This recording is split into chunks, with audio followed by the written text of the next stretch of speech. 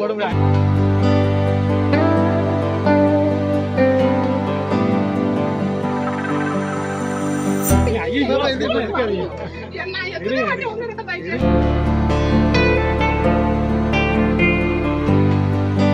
பணி மாறுதல் மாதிரி 6 மாசம் வாங்கிருக்கேன். திரும்ப நான் கண்டிப்பா வந்துடுவேன். இதுதான் ரிட்டேர்ட் ஆகுவேன்.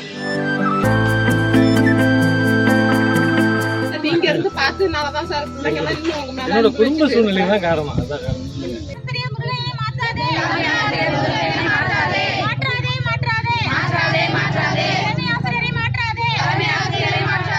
எப்படி நான் போவேன்? குடும்ப சூழ்நிலை தான் காரணம். சும்மா பணி மாறுதல் மாதிரி 6 மாசம் வாங்கிருக்கேன். திரும்ப நான் கண்டிப்பா வந்துடுவேன். இதுதான் ரிட்டேர்ட் ஆகுவேன். இஷ்டமாக இருந்தா இங்க வந்துதான் நான் ரிட்டேர்ட் ஆகுவேன்.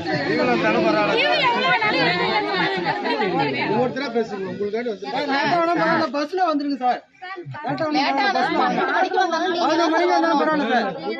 எனக்கு மனசாட்சின்னு ஒண்ணு இருக்குல்ல, அதனால ஒண்ணும் பிரச்சனை இல்லை சார். 9 மணிக்கு 8:30 மணிக்கு இங்க இருக்கணும். பசங்க பயப்படுங்க சார். நீங்க வரலன்னா பயப்பட மாட்டேன். மனசாட்சியை விட்டுட்டு என்னால வேலை பார்க்க முடியாது.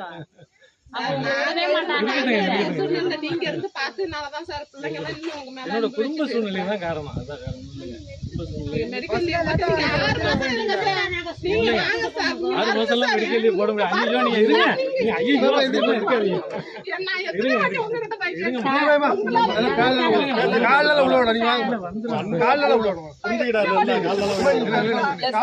வரும்போதே ரொம்ப மனசங்கடப்பட்டு வந்தாங்க. நான் காலையில 2 பேர் பேசினாங்க. 2 பேர்த்தையும் நான் சொன்னேன் இல்லையா, எங்கிட்ட பேசினவங்ககிட்டையும் நான் சொன்னேன். சாருடைய உடல்நிலை கருதி 14-15 வருடமா சார் இங்க வந்துட்டு இருக்காங்க. அவங்க எப்பவுமே ரொம்ப கரெக்டா இருக்கக்கூடியவங்க. இந்த வருடம் அவார்டு வாங்கியிருக்கிறாங்க. உங்களாலதான் அவங்களுக்கும் இந்த ஒரு இது உங்களை விட்டு போகணும்னு அவங்க நினைக்கல. அவங்களுக்கு உடல்நிலை முடியல. அது இந்த ஸ்பைனல் கார்டு கொஞ்சம் பிரச்சனையா இருக்கிறதுனால அவங்களுடைய குடும்பத்துக்கு அவங்களுடைய தேவை இருக்கு இல்லையா, அதனால நீங்க கொஞ்சம், நான் காலையிலயும் அதான் சொன்னேன், உங்க சகோதரர் மாதிரி அவருடைய உடல்நிலையை கருதி நீங்க செய்யுங்க. அடுத்து வரக்கூடிய ஆசிரியர்களும் உங்களுக்கு நல்லா பணியாற்றுற மாதிரி நாங்க எல்லாமே பாத்துக்கிறோம்.